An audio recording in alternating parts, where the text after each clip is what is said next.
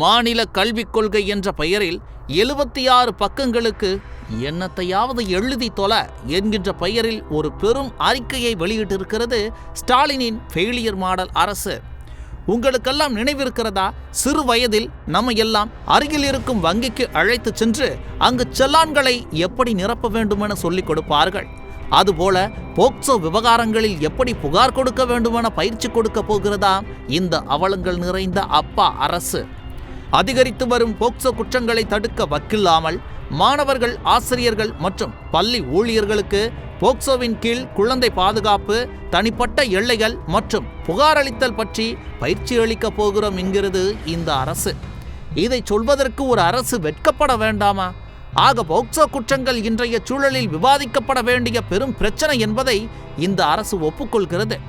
இந்த ஆட்சியில் குழந்தைகளின் பாதுகாப்பு கேள்விக்குறியாக இருக்கிறது என்பதை அரசு ஒப்புக்கொள்கிறது என்றுதானே அர்த்தம்?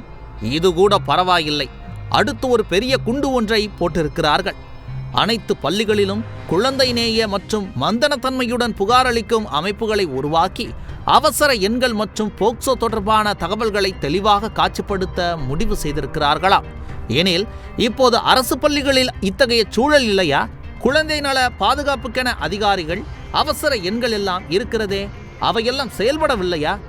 இந்த ஃபெயிலியர் மாடல் அரசு அதை ஒப்புக்கொள்கிறதா என்கின்ற கேள்வி தற்போது எழுகிறது.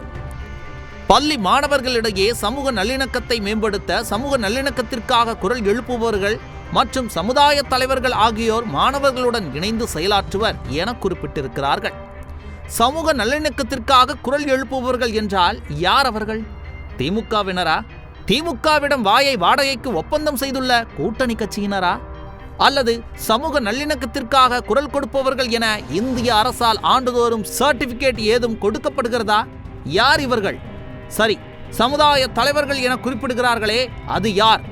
சாதி சங்கங்களில் தலைவர்களா? ஒரு அரசு கொள்கை என வெளியிடும் போது தெளிவாக வெளியிட வேண்டாமா? இது பள்ளிகளில் அரசியல் தலையீடுகளையும் தனிநபர் தலையீட்டையும் ஊக்குவிக்கும். மாணவர்கள் தவறான பாதையில் செல்ல வழிவகுக்கும்.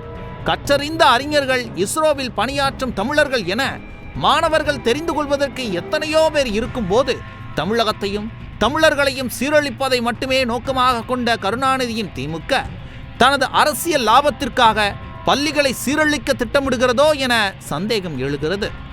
ஆக கருணாநிதியின் திமுக ஸ்டாலினின் ஃபெயிலியர் மாடல் வெளியிட்டிருக்கும் இந்த மாநில கல்விக் கொள்கையில் தெளிவும் இல்லை, தொலைநோக்கும் இல்லை, அரசியல் ஆதாயம் தேடும் அற்ப புத்தி மட்டுமே இருக்கிறது.